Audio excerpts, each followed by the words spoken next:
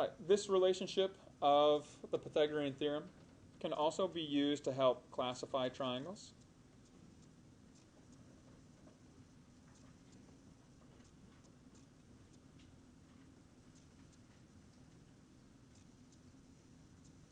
Okay, so if you know the lengths of all three sides of a triangle, you can identify what type of triangle it is, whether it's acute, obtuse, or right, just by comparing the relationship between the three sides. Okay, so if we take the sum of the squares of the two sides and compare them to the third side squared. Now, keep in mind, in this particular case,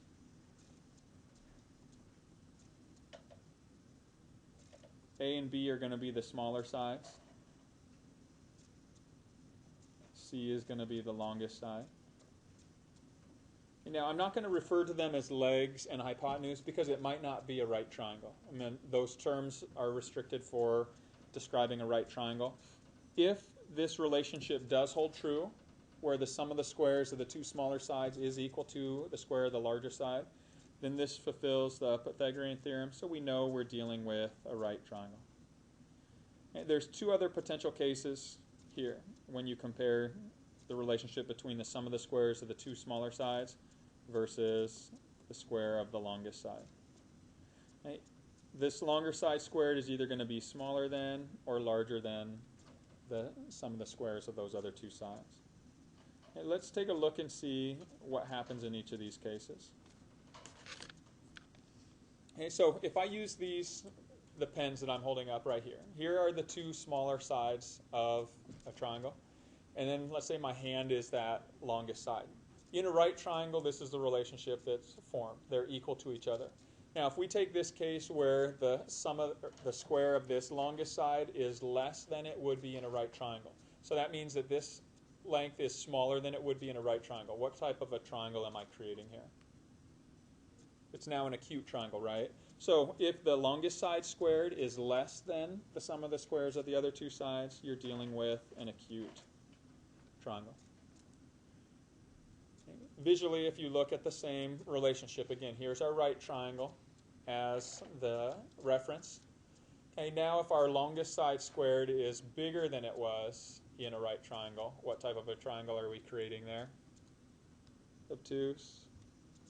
So again, this isn't something that you specifically have to memorize. If you can just visualize that relationship. Okay, so here's your right triangle to start with. If the longest side squared is bigger than the right triangle, you can see it opens up and becomes an obtuse triangle. If it's smaller than, it pulls it down and it becomes an acute triangle. And so you should be able to generate that without having to try to memorize those relationships. But if we take an example of this, let's say we take the example of 4, 6, and 7. Okay. And we want to find out what kind of a triangle are we dealing with if the triangle has sides of 4, 6, and 7. So what we would do is we would take the sum of the squares of the two smaller sides, and we're going to compare them to the square of the longest side. So when we make this comparison, we get 16 plus 36 compared to 49. Well, right away you can see which one's going to be larger. The sum of the squares, right? So when you're looking at this relationship, if the longest side squared is less than the sum of the squares, we're dealing with an acute triangle. Okay? So again, visually you should be able to see that. So here was your right triangle. If the longest side squared is smaller than that, again, this gets pulled in and it becomes an acute. Right, I want you to see what would you get in the following case.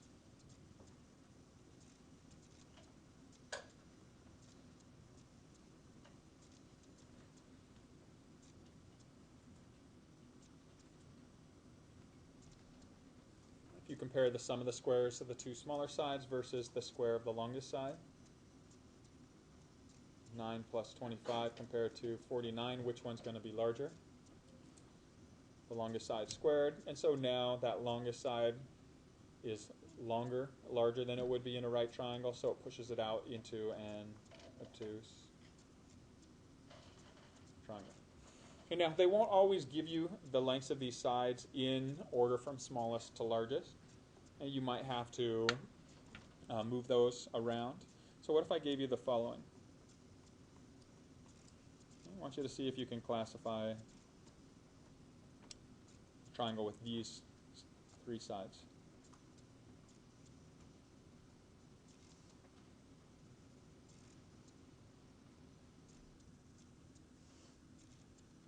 Did anybody get that it's a right triangle based on this? How about acute? How about obtuse? What if I told you it's not obtuse?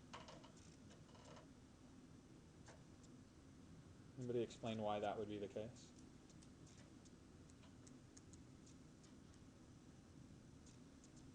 Don't forget the things that we talked about before break.